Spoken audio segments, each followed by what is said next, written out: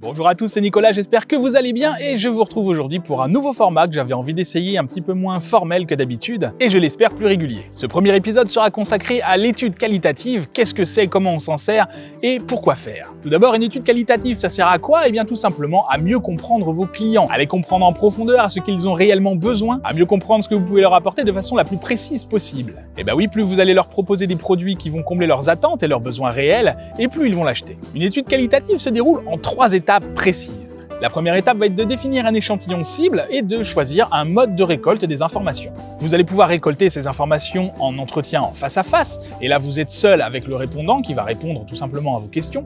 Ça peut se faire en entretien groupé, où là il y a plusieurs répondants qui vont participer, et vous allez animer une sorte de réunion où les répondants vont débattre, discuter de la problématique que vous allez donner. Et le dernier mode de récolte d'informations, c'est l'observation sur le terrain. Là vous êtes sur le terrain, incognito, en plein milieu de vos clients cibles, et vous allez observer ce qu'ils vont faire dans leur milieu de référence. Si vous avez une boutique, ça peut être par exemple d'observer les clients, qu'est-ce qu'ils font quand ils rentrent dans la boutique, vers quels produits est-ce qu'ils vont en priorité, est-ce qu'ils sont à l'aise avec vos vendeurs, etc. Le truc ici, c'est qu'ils ne savent vraiment pas que vous êtes en train de les observer. La deuxième étape, ça va être de diriger l'entretien en posant les bonnes questions, et peu importe le type d'entretien que vous avez choisi.